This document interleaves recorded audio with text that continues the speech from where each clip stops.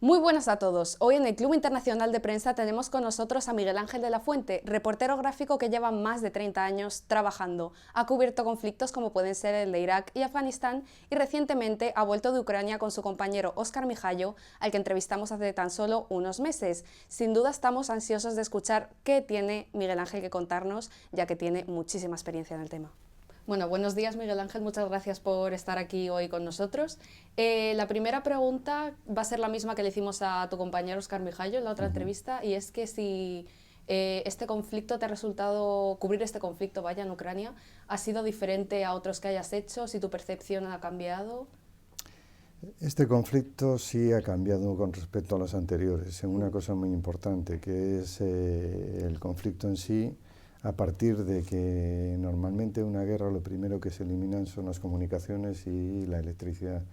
Y este conflicto ya han pasado 10 meses y todavía siguen funcionando perfectamente las comunicaciones, hasta tener puntos de 5G. Y la electricidad, pese a que han bombardeado muchas veces centros de producción de electricidad, han conseguido repararlo y dan electricidad a determinadas horas del día para mantenerla en todos los pueblos de Ucrania y funciona, con lo cual para nosotros los periodistas es una cosa de lo más importante, porque gracias a la electricidad y sobre todo gracias a Internet podemos evitar todos los problemas que tenemos en otras guerras de envío de imágenes o de envío de información. Claro, al final para el ejercicio del periodismo es muy importante también, ¿no? Totalmente importante. Claro. Si no puedes transmitir, de hecho los grandes problemas que teníamos antaño en las guerras, a partir del 91 fue cambiando, porque ya nació, el 91 es el que da, la primera guerra del Golfo es la que da lugar a las guerras modernas, donde ya se pueden retransmitir. De hecho, en el 91 Peter Arnett, a través de con la CNN, podía transmitir aquellas primeras imágenes de guerra en directo de color verde que veíamos todos por televisión, y era ya la primera vez que se transmitía una guerra en directo. De aquella época, del 91 hasta hoy, han pasado 30 años, ha evolucionado mucho la cosa, y de hecho ahora mismo con un teléfono se puede estar dando una guerra en directo sin necesidad de tener aquellas parabólicas que existían antes, pero el problema en aquel entonces eran las comunicaciones. En aquel momento iban directamente al satélite, y ahora mismo existe toda una red de conexión vía wifi y vía 5G o 4G que puedes mandarte por teléfono, WhatsApp o cualquier imagen fácilmente, es muy fácil. Claro. Bueno, has hablado de lo que viene siendo la innovación en tecnología, que os ha ayudado mucho a los periodistas, pero yo quería preguntarte también sobre los cambios que ha habido también desde las guerras de los 80, 90 hasta ahora, con respecto a la piña que hacéis entre periodistas. Pérez Reverte se refería a esta piña como tribus. ¿Qué opinas? ¿Ha cambiado? Más que una piña, es una especie de familia, ¿no? Sí, Es decir, nos reconocemos un poco entre todos los que formamos parte de este grupo, que somos un poco los que repetimos siempre en sucesivas guerras, y ya nos vamos haciendo mayores, como es en mi caso, y habrá otros que se sigan manteniendo en otras guerras que puedan venir en el futuro. Hay muchos con nombres muy conocidos de España, y no sé, Miquel Ayestarán,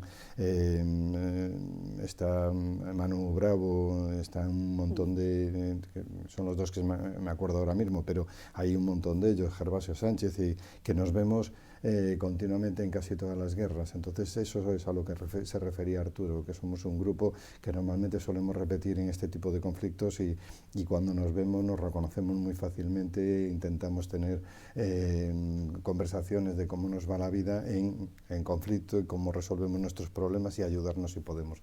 Es un poco el mundo de la tribu de los que formamos parte, y cuando estamos con otros compañeros de otras televisiones, pues con el tiempo vamos cambiando, pero todavía hay algunos que sí nos volvemos a ver con el paso de los años. Claro, porque al final, estando tan lejos de casa y teniendo solo a estas personas con las que apoyarte, estando tantos kilómetros. No, al final... apoyarte, te apoyas posiblemente en, bueno, sí, los compañeros más cercanos, los fotoperiodistas, y hay periodistas de radio que van muy solos porque son ellos con el traductor o con el conductor a veces solos, necesitan, pues sí, cuando venga un amigo, pues una mano que alguien te eche, aunque sea una conversación que tener.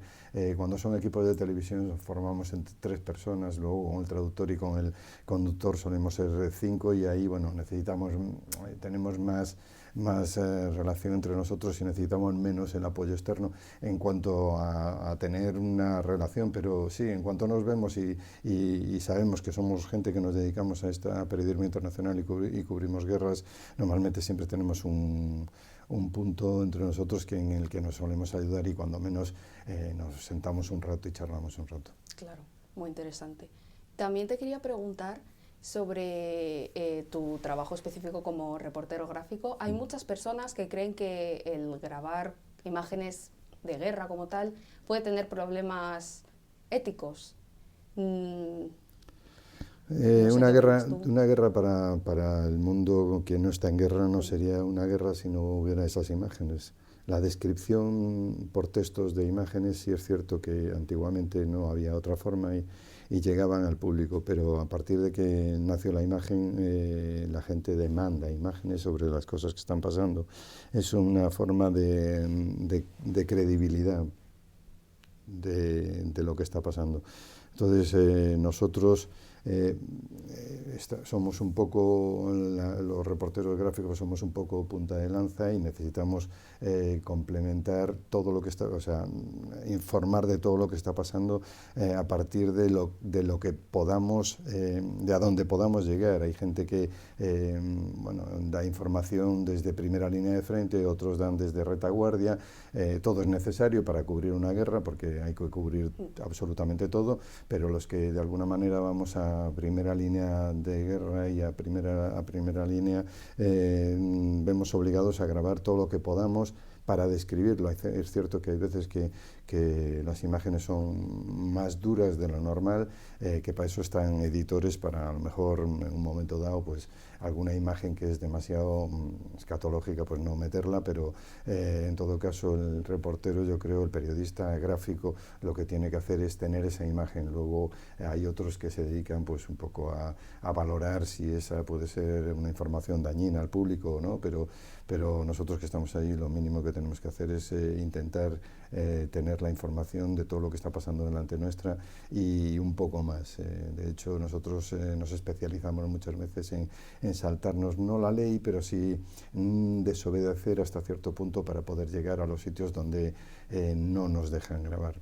Claro, normalmente no nos dejan grabar, entonces es siempre la pelea continua, un poquito más, un poquito más, un poquito más, pero no por angustia personal o ganas de tener, sino porque yendo un poquito más tienes un poquito más de información y puedes tener un poquito más lo que no se ve o no se cuenta. Como reportero gráfico, ¿estás tú a cargo de los planos que estás tomando o de las imágenes que se van a sacar, o hay alguien desde más arriba que te dice, vale, esto no se puede sacar, esto sí? Vamos a ver, yo llevo 33 años en televisión haciendo informativos. Los informativos se dividen en varias partes. Están los telediarios, que son información puntual, luego están informes semanales o reportajes similares que son de 7-10 minutos, y luego están los grandes reportajes formatos en portada, por ejemplo, que son de 45, 50, 55 minutos. Entonces, para estos grandes reportajes que son más largos, llevan una elaboración de mucho tiempo, necesitas 15, 20 días para elaborarlos, necesitas no solo que tú hacer la imagen, sino que alguien venga contigo que estructure esa imagen desde el principio y que tenga un planteamiento desde el principio de cómo se organizan esas imágenes desde un principio hasta el final. Entonces, esa es la labor de un realizador. Pero cuando estás hablando de noticias, de informativos, de información muy puntual, no puedes ni tienes el tiempo ni siquiera de hablar lo que tienes delante ni de comentarlo. O sea, llegas a un sitio, te bajas del coche, intentas grabar lo máximo posible, no en cantidad, sino seleccionar lo máximo posible en el mínimo tiempo posible para marcharte allí cuanto antes, porque estás en un sitio normalmente peligroso y donde no se debe estar, y es lo mejor que puedes hacer es estar poco tiempo por seguridad y por... Entonces, en esa en ese equilibrio es imposible que haya nadie que te diga lo que tienes o no tienes que hacer. Tienes que, el propio reportero, de hecho por eso somos reporteros gráficos o informadores gráficos o fotoperiodistas en algunos casos, que son el que decide, tú tienes que decidir lo que es importante o no, y tienes muy poco tiempo. Normalmente ya tienes experiencia porque la gente que vamos a estos sitios son gente que ya hemos estado ya en otros muchos. Cuando hemos empezado con gente de alguna manera que nos ha enseñado, y una vez que ya hemos aprendido hemos volado solos, pero sabiendo que en cada caso, y responsabilizándonos del momento en el que estás, y sabiendo que no puedes estar ni mucho tiempo ni desaprovechar el sitio donde estás. Claro, porque al final eso se gana con experiencia, porque imagino que tú al principio no estarías tan suelto. No, porque al principio lo que estuve también es acompañando a Claro. compañeros míos que llevaban muchos más años que yo, que se han jubilado, que se han ido. Recuerdo a Jesús Mata, que está muerto, a José Luis Márquez, un compañero que también se jubiló y fue un grande, posiblemente el más grande reportero de España. Y estando años con esta gente, vi cómo trabajaban, aprendí de ellos un montón, y a partir de ahí pues uno tiene ya que volar solo porque ya le toca por edad o por trabajo mismo, que te lo piden. Entonces es a partir de ese momento que vas haciendo cosas y vas ganando siempre en experiencia, nunca se acaba, aprendes de cada guerra, de cada conflicto, de cada momento, y incluso de cada rueda de prensa, cada vez que estás aquí en Madrid haciendo el trabajo diario de las noticias o del telediario. Y ese esfuerzo tienes que hacerlo en desarrollarlo y sobre todo esquematizarlo cuando estás en un sitio conflictivo donde en verdad hay peligro. Entonces tienes que concentrarte seriamente. Posiblemente sea un proceso automático. Ya sabes lo que tienes, lo que necesitas, pero no sabes el sitio en el que estás. Entonces nada más bajar del coche, en pocos segundos te das cuenta lo que necesitas y lo que no necesitas para construir un par de telediarios, que son el de las 3 de la tarde y el de las 9, que suelen ser de minuto y medio cada uno, pero que tú tienes que grabar bastante más para poder tener todas esas imágenes y poder contar una historia en tan poco tiempo. Claro. ¿Y este trabajo también ha hecho que cambies tus prioridades?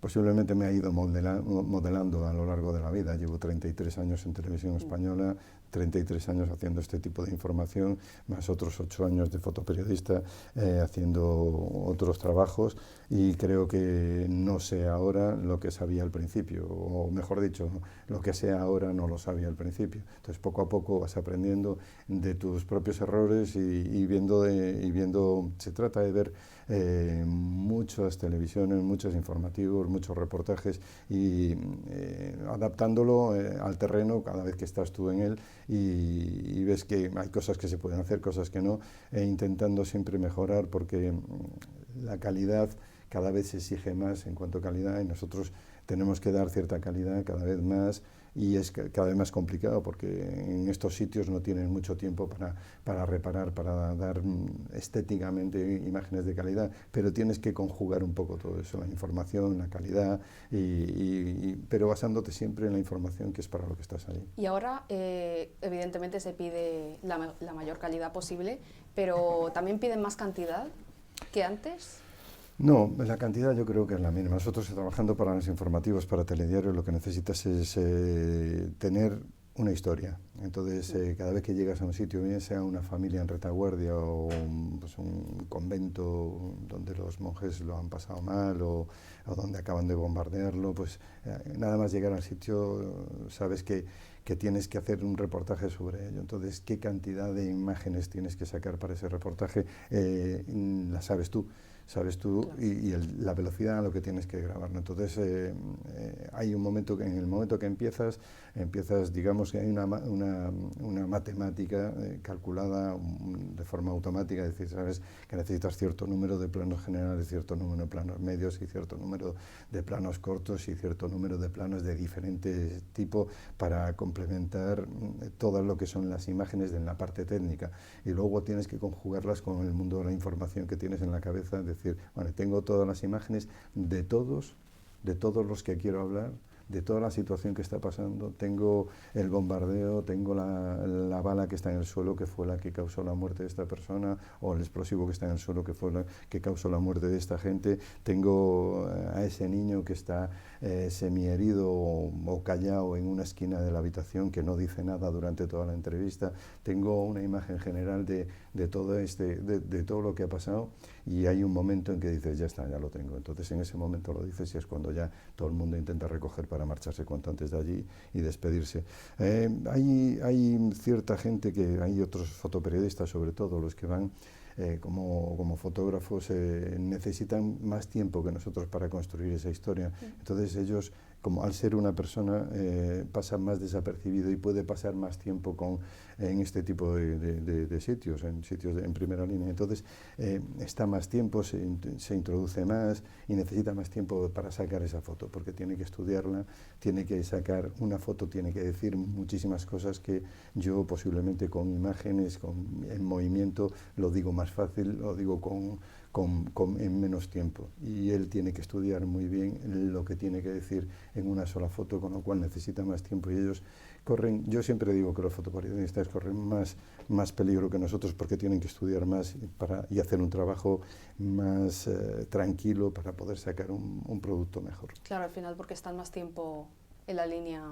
No es porque estén más tiempo, línea, ¿no? Es que necesitan más tiempo para sacar una sola imagen, mientras que claro, yo estoy haciendo imágenes en movimiento, y con el mismo movimiento ya estoy contando una historia, mientras que ellos en una sola imagen, que será la que saquen ese día para una portada de un periódico o para una portada de varios periódicos a lo largo del mundo, cuando estás en primera línea, necesitan una sola imagen. Y para sacar esa sola imagen, pues posiblemente hagan unas cuantas, pero ellos saben que de todas ellas una va a ser la que valga, y tienen que estudiar muy bien cuál es la que vale, y hay gente que lo tiene muy claro y en la cabeza, y lo saca muy pronto, otros tardan un poquito más, pero de todas maneras necesitan su tiempo de estudio para poderla sacar. ¿Y cómo tienes tú claro las imágenes en movimiento? Pues lo tengo claro porque llevo muchos años haciéndolo, y poco a Pura poco. experiencia. Sí, la experiencia es lo que más crédito te da para saber que ya lo tienes todo cuando ya has terminado el reportaje. Es igual que un periodista cuando tiene una historia, un compañero mío, un redactor, cuando tiene una historia te la comenta y dice, mira lo que hay por aquí, y lo analizamos, lo vemos. Es decir, muchas veces tienes historias que son imposibles de contar porque no hay imágenes, entonces no hay historia. Pero para conjugar una historia con imágenes, y con imágenes en movimiento, tienes que tener la imagen, tienes que tener la historia y poderlo contar por imagen y por texto. En cuanto se refiere a imágenes, yo que doy clases de vez en cuando a un grupo en el Instituto de Radio y Televisión, siempre pongo un ejemplo. Elige un informativo, un telediario, una pieza de 1 minuto y medio, bájale el volumen totalmente y mira la imagen que ha pasado en ese 1 minuto y medio. Si eres capaz de entender lo que ha pasado ahí, posiblemente el cámara, el realizador o quien le haya tocado montar esas imágenes, o el mismo montador, lo han hecho bien. Si no eres capaz de en ese 1 minuto y medio entender lo que han emitido sin sonido, pues posiblemente es que no lo han hecho tan bien. Entonces eso es lo que más trabajamos nosotros, y si luego a eso le añades una persona que ha resumido en ese 1 minuto y medio una historia bien contada y una historia bien elegida, será de premio. Genial, muchas gracias. También te quería dar las gracias de nuevo por hablar sobre los periodistas que desgraciadamente ya no están con nosotros, cuando recogiste el premio a Mejor Corresponsal de Guerra junto a tu compañero, Óscar Mijallo. ¿Tienes algo más que decir sobre ellos? No, lo que pasa es que no me acordé de todos los nombres. Me hubiera gustado tanto los nombres de los que se han ido como de los nombres de la gente que allí no estaba y que cuentas con ellos porque forman parte de lo que hablábamos hace un momento de la tribu. Hay mucha gente que somos familia y que te gustaría nombrarlos en cada momento. Ramón Lobo, que ahora no ha podido ir a esta guerra, siempre lo echamos de menos, y a un sinfín de ellos que por unas causas o por otras hemos coincidido o no en esta guerra y que no han tenido la visibilidad a lo mejor que hemos tenido nosotros por el hecho de estar en un equipo de televisión. Y como no me voy a acordar de todos los muertos, no son muchos los españoles, pero cada uno cuenta como millones a la hora de sentirte dañado porque uno de tus compañeros mueran, sobre todo si es español, bueno, sea español o no sea español. Sí, es que al final deja huella. Al final dejan huella. De hecho, un grupo que mataron de la Fox un equipo que mataron de la Fox en Ucrania cuando estábamos nosotros allí, dijeron los nombres y yo no los conocía cuando nos dijeron allí, pero cuando enseñaron la foto resulta que habíamos coincidido con ellos en Chernóbil y habíamos estado con ellos trabajando justo al lado. De hecho, tuvimos una pequeña conversación y mira, pasaron unos días y lo mataron. Pues esas partes te duelen mucho porque sabes que a cualquiera de nosotros nos puede tocar, pero ya no porque te toque, sino porque decir, ¿por qué tiene que morir una persona haciendo su trabajo, ¿no? Y sobre todo un trabajo que es tan completo como este, tanto en cuanto afecta a tanta gente y puede llegar a tanta gente. Es que al final el trabajo de periodista internacional o periodista de guerra es muy importante dentro del periodismo. Siempre lo he creído, siempre lo he creído. De hecho, fue un poco una elección mía hacer este tipo de trabajo y yo quiero seguir haciéndolo porque creo que es importante que haya gente sobre el terreno que sea capaz de contar lo que allí está pasando, aunque sea difícil de contarlo. Es difícil para nosotros y pasamos penurias, pero tenemos una gran satisfacción moral cuando volvemos y cuando vemos que lo que hemos hecho ha llegado a gente y se ha visto y sabemos que hay mucha gente que estaba pendiente de televisión y de la información que estaba pasando en Ucrania y de los problemas que estaba teniendo Ucrania a partir de nuestras informaciones. ¿Tendrías algún consejo para las personas que se quieran introducir en el mundo del periodismo de guerra? Bueno, el consejo que le puedo dar, un reportero viejo, un reportero más joven, es que se pueda formar al máximo, es decir, todo vale saber idiomas, vale aprender de gente que lleva años haciendo este tipo de trabajo, aprender el máximo técnicamente sobre las posibilidades que te dan las transmisiones y las cámaras actuales, y cuando ya conozcas la parte técnica, intentar formarte con alguno que ya haya estado en el terreno y pedir información y dejarte llevar por aquellos que ya han estado allí. Nunca ir por primera vez solo y si vas, por supuesto, ir equipado y bien acreditado. En el caso de Ucrania, con las acreditaciones que da el gobierno, que se pueden pedir, hay un link para solicitarlas y aunque tarden mucho suelen llegar y por supuesto equipado en tanto en cuanto sistemas de seguridad. Es importantísimo en estos países llevar un torniquete, aunque parezca mentira, y un equipo de seguridad por el tema de las posibles heridas de bala, que eso se suele llevar en una bolsita pequeña en la riñonera, y chaleco antibalas, por supuesto, y casco, por supuesto. Que no hay que ponérselo siempre porque hay zonas más seguras, pero cuando tienes que ponértelo debes llevarlo porque eso es fundamental para la vida, seguridad del periodismo vida y seguridad del periodista y sobre todo para la vida y seguridad del periodismo en general para poder llegar a todos los que necesitamos llegar. Claro, genial. Pues muchísimas gracias. Lo vamos a vosotros. tener que dejar aquí, pero esperamos volver a verte pronto. Espero yo también, menos a vosotros.